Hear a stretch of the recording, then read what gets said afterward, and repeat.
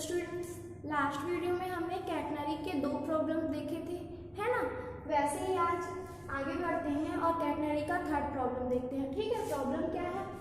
25 foot लंबाई की एक समान डोरी को एक ही क्षैतिज समतल में स्थित 2 बिंदुओं से इस प्रकार लटकाया जाता है कि उसका महत्तम तनाव b लंबाई की डोरी के भार से अधिक ना हो। दर्शाइए कि इसकी महत्तम स्थिति √b² - s² log b + s / b - s हो।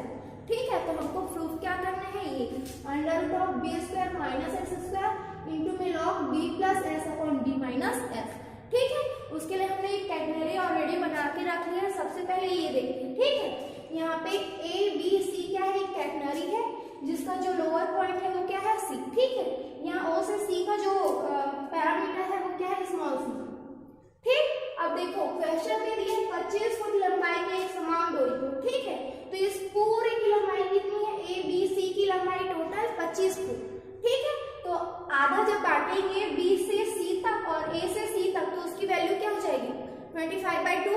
ठीक है, suppose ACB is a catenary and ठीक है, ABC क्या है? एक कैटनरी है और क्वेश्चन में क्या दिया है? ACB = 25। ठीक, तो AC बराबर BC बराबर कितना हो जाएगा? 25/2 और इसी को हमने क्या मान लिया? F। ठीक है, आगे देखते हैं कि जो O और C का पॉइंट है,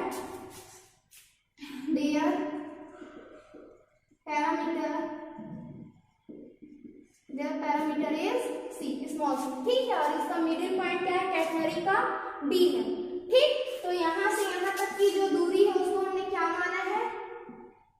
S मान लिया, और यहां से यहां तक की जो दूरी है उसको भी S मान लिया। ठीक है, हाफ हाफ में डिवाइड हो गए।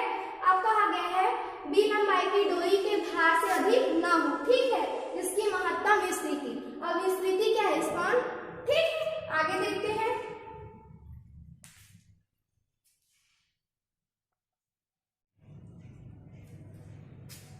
जो मैंने आपको डायग्राम में समझाया था वही मैंने यहाँ पे थ्योरी में लिखा है। ठीक है, डायग्राम में क्या क्या देखा था कि ACB एक कैटनरी है, तो माना कि ACB एक कैटनरी है जिसका न्यूनतम बिंदु मतलब लोअर पॉइंट C है तथा इसका जो पैरामीटर है वो स्मॉल c है। B इसका मध्य बिंदु मतलब मिडिल पॉइंट है। ठीक है, चार्ट ACB = 25 जो आपके क्वेश्चन में दिया गया था। AC = BC = 25/2 और जिसको क्या मान लिया हमने? S मान लिया। B से C के बीच की दूरी और A से C के बीच की दूरी, या फिर कह दो 4। ठीक है, आगे माना कि A के निर्देशांक x एंड y है तथा A पर तनाव क्या है? T है। ठीक है, जो पॉइंट A है, इस पॉइंट A के जो ऑर्डिनेट्स है वो क्या क्या है? x एंड y है, और इस पे जो टेंशन का आकर है वो क्या है? T। ठीक है, तब बाय रिलेशन आपने बहुत सारे रिलेशन पढ़े हैं। ठीक है, उसमें से जो 6 रिलेशन था वो क्या था? T = WI। ठीक, जहाँ पे W क्या है? चैन की प्रति इकाई लंबाई, तब उसका महत्तम तनाव क्या हो जाएगा? T = WB। ठीक है, अब समीकरण 1 और 2 से देखते हैं। इनका जब लेफ्ट साइड इक्वल है तो राइट साइड भी क्या होगा? इक्वल। तो WI = क्या हो गया? WB। ठीक है, आगे WW कट गया तो Y = क्या बच गया? B। ठीक है, अब आगे इस y की वैल्यू को हम कहाँ पुट कर सकते हैं? आपने रिलेशन सेकंड पढ़ा होगा। रिलेशन सेकंड में क्या है? y² = c² + s²। ठीक है, वहां पे इस y की वैल्यू को पुट करते हैं। अब आगे देखते हैं। ठीक है, तो आपने सेकंड रिलेशन पढ़ा था। सेकंड रिलेशन क्या था? y² = c² + s²। ठीक है, bye relation second y² = c² + s²। Okay, अब क्या करेंगे? जो y² है वहां पे हम क्या रख देंगे? b की वैल्यू। ठीक है, क्योंकि y = क्या था? b, तो ये क्या हो जाएगा? b² = c² + s²। ठीक है, अब जो ये s है, s को हम क्या कर देंगे? ट्रांसफर कर देंगे, तो ये क्या हो जाएगा? c² = b² - s²। And c is equal to क्या हो जाएगा तब under root of B square minus का S square.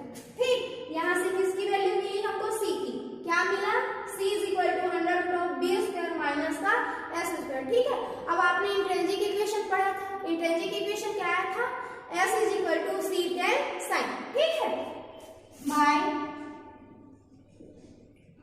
Intrinsic equation s is equal to c tan sin। ठीक है, c की वैल्यू ऑलरेडी हमने निकाल लिया है, अब c की वैल्यू को कहाँ पे पुट कर देंगे, यहाँ पे, तो ये क्या हो जाएगा s is equal to under root of B square minus S square into में tan sin। तो यहाँ से tan sin की वैल्यू निकल जाएगी, तो क्या हो गया tan sin is equal to s upon में under root of B square minus का एस स्क्वायर। ठीक है, अब जब tan sin की वैल्यू निकल चुकी है तो हम यहाँ से किसकी वैल्यू निकाल सकते हैं, sec sin की। तो ये क्या हो जाएगा आगे, since 1 plus sec square sin is equal to 1 plus tan square sin। ठीक है, sec square sin is equal to 1 plus tan की वैल्यू क्या है s अपॉन में under root of B square minus S square, रख देते हैं s upon under root of B square minus का एस स्क्वायर और पूरे का होल स्क्वायर। ठीक है, आगे सॉल्व कर लेते हैं, क्या हो जाएगा 1 प्लस एस का स्क्वायर अंडर रूट और ये स्क्वायर हट जाएगा तो क्या बच गया बी स्क्वायर माइनस का एस स्क्वायर। ठीक है, इनका मल्टीप्लीकेशन इस 1 के साथ हो जाएगा, तो ये क्या हो जाएगा B square minus S square plus S का स्क्वायर और नीचे under root of B square minus का एस स्क्वायर। ठीक है, एस से एस क्या हो गया, कट गया, बच क्या गया बी स्क्वायर अपॉन में बी स्क्वायर माइनस का एस स्क्वायर, किसके बराबर आया सेक स्क्वायर साइन के बराबर आया। ठीक है, तो sec sine is equal to क्या हो जाएगा, sec sine is equal to under root of B square upon में बी स्क्वायर माइनस का एस स्क्वायर। ठीक है, तो इसकी वैल्यू क्या आ जाएगी, sec sine is equal to B upon में under root of B square minus का एस स्क्वायर। ठीक, अब यहाँ से आपको किसकी वैल्यू मिल गई, tan की वैल्यू मिल गई, sec की वैल्यू मिल गई और c की भी वैल्यू मिल गई। ठीक है, अब आपने रिलेशन फोर्थ पढ़ा था, ठीक है, वहां पे क्या आया था x is equal to c log sec sin plus tan sin, वहां इस वैल्यू को क्या कर देते हैं, पुट कर देते हैं। आगे देखते हैं,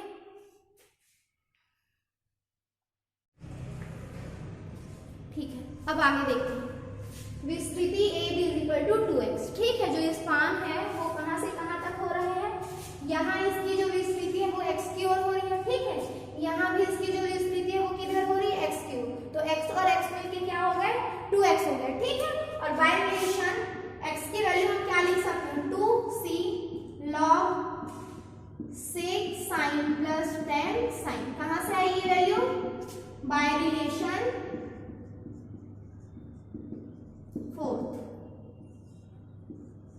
ठीक है, अब देखो c की वैल्यू हमको पता है, sec sin की वैल्यू पता है और tan sin की वैल्यू भी पता है। ठीक है, तो सारी की सारी वैल्यू को क्या कर देते हैं, यहाँ पे पुट कर देते हैं, तो क्या हो जाएगा 2c की वैल्यू क्या है under root of B square minus S का स्क्वायर लॉग sec sin की वैल्यू क्या आई थी b upon under root of B square minus S square plus tan sin की वैल्यू क्या आई थी s upon under root of B square minus का एस स्क्वायर। ठीक है, एक साथ मर्ज कर लेते हैं, तो ये क्या हो जाएगा 2 under root of B square minus S square log b plus S upon में under root of B square minus का एस स्क्वायर। ठीक है, अब ये जो b प्लस एस है हम चाहें तो उसको क्या लिख सकते हैं, b plus S whole square और अंडर रूट कर सकते हैं। चलो, तो ये क्या होगा 2 under root of B square minus S square log b plus S पूरे का स्क्वायर और अंडर रूट, नीचे में क्या है under root of B square minus का एस स्क्वायर।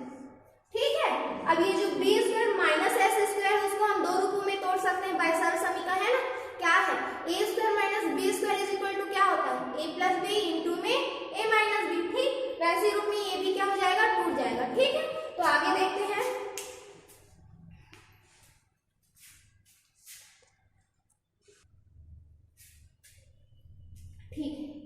अब आगे बढ़ते हैं, क्या आया है हमारा 2 under root of B square minus S square log under root of B plus S whole square under root of B square minus का एस स्क्वायर। ठीक है, इन दोनों को एक ही रूप में ले लेते हैं, तो ये क्या हो जाएगा 2 under root of B square minus का S square log whole under root of B plus S पूरे का स्क्वायर। अब क्या करते हैं, ये जो B square minus S square है उसको तोड़ देते हैं, तो बी प्लस एस और इंटू में बी माइनस का एस। ठीक है, यहाँ से एक बी और यहाँ से एक बी प्लस एस और बी प्लस एस क्या हो जाएगा, हट जाएगा। ठीक है, कैंसिल आउट हो जाएगा, तो ये हो जाएगा 2 under root of B square minus S square log, यहाँ से क्या बचा है under root of B plus S और नीचे में बी माइनस का एस। ठीक है, ये अंडर रूट को हम चाहे तो घात के रूप में लिख सकते हैं, तो ये क्या हो जाएगा 2 under root of B square minus S square log B plus S upon B minus S और पूरे की पावर 1/2। ठीक है, अब आपने लॉग के लिए बहुत सारे फॉर्मूले पढ़े होंगे, तो अगर कोई संख्या यहाँ पे होता है, कोई नंबर उसका पावर n है, तो n क्या हो जाता है, सामने आ जाता है। ठीक, तो ये क्या हो जाएगा 2 under root of B square minus S square into 1/2 सामने आ गया 1/2 log b plus S upon B minus S. 2 से 2 डिवाइड हो गया। ठीक है, बच क्या गया under root of B square minus S square log B plus S upon में बी माइनस एस।